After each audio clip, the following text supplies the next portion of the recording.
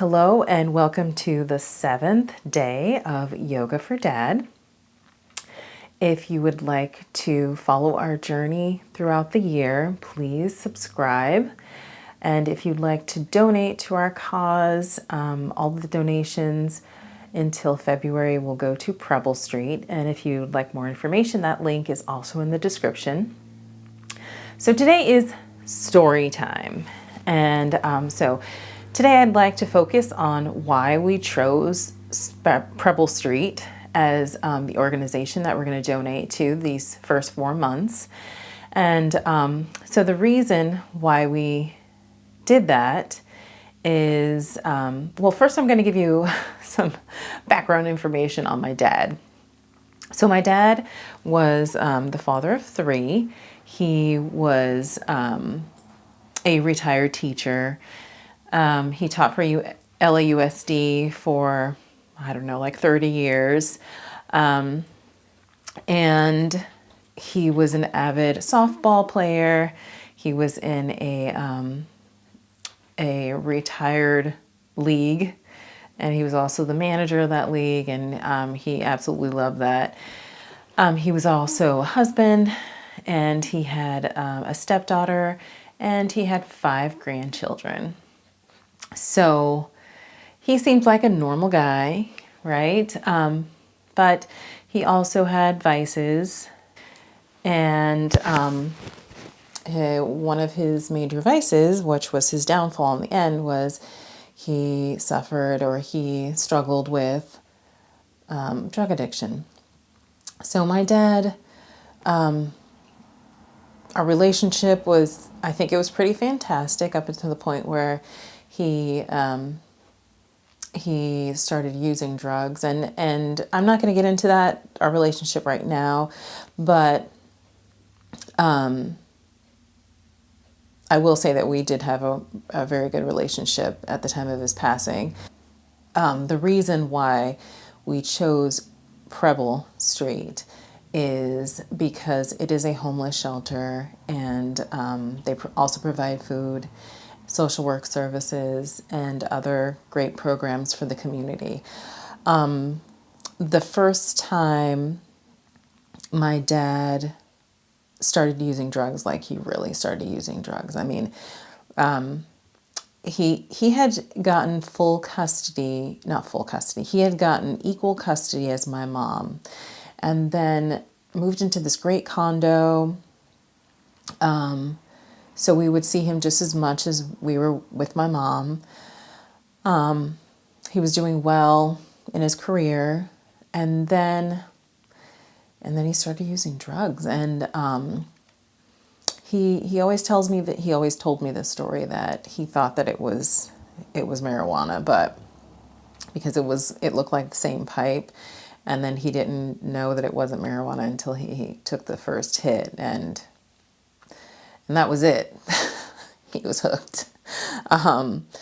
So whether or not that's true, I'm going to give him the benefit of the doubt. I mean, who am I to say that it's not true? But anyway, he started using drugs, and he pretty much lost everything. He lost his condo, he lost his car, he didn't lose his job, which my dad's pretty savvy.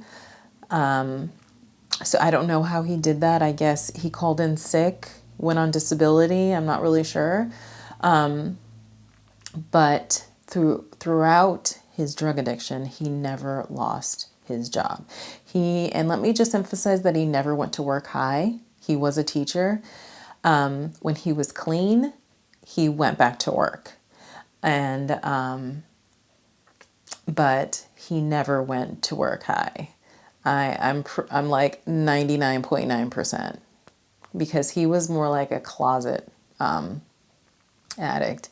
He didn't really want anybody to see him like that, and he wouldn't risk going to jail. My dad was not into going to jail.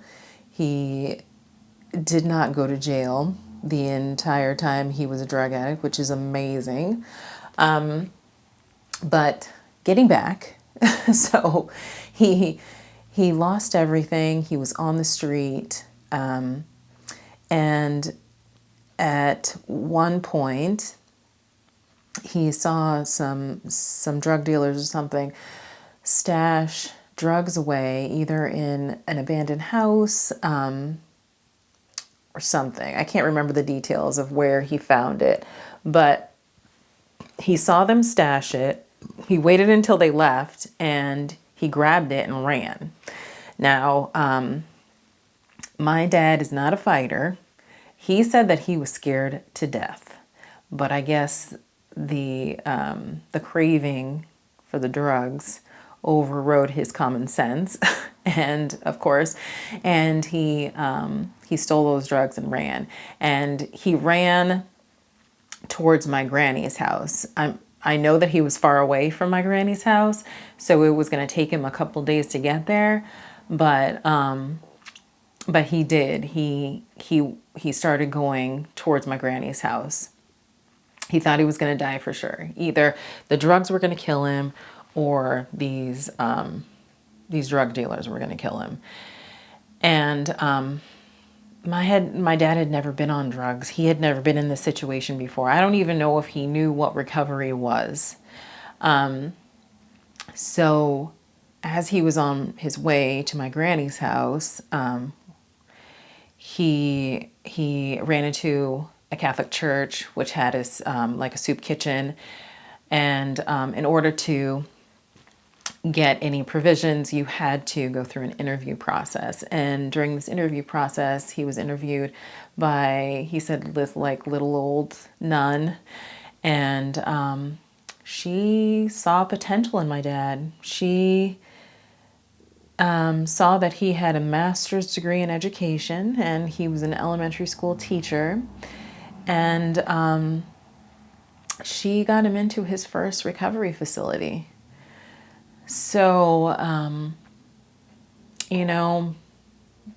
just because you end up in Skid Row doesn't mean that's where you started. And I think that she felt empathy for my dad, and she wanted to help him. And my dad always says that if it wasn't for that woman, he would have definitely been dead. Either the drugs would have killed him, or, like I said, the drug dealers. So that was the first time he went into recovery, and she saved his life. So I think it is so important that we support these grassroots organizations that help the homeless. They help people in need. They help people with mental health issues, people that are having trouble. Because our society has definitely criminalized homelessness, mental health. I'm not sure how I feel about making drugs legal, but it's definitely a criminal offense.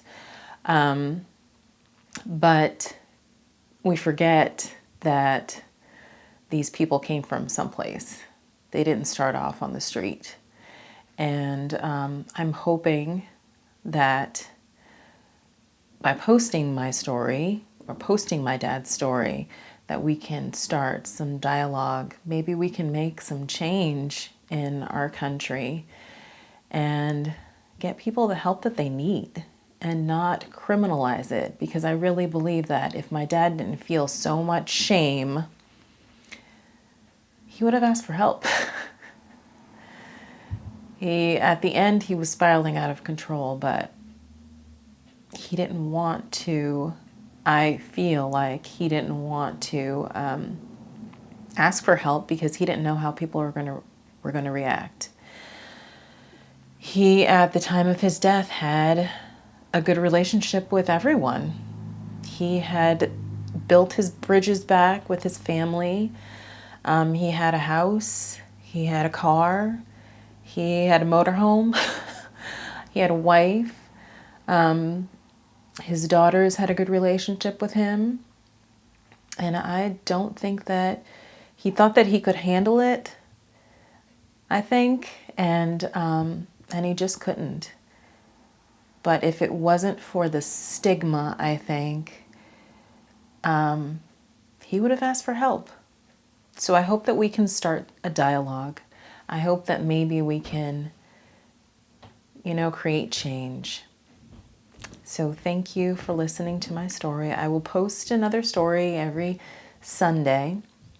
And if you'd like to subscribe and just journey with me this year, during this year. And again, if you'd like to make a donation to Preble Street, the donation link is in the description.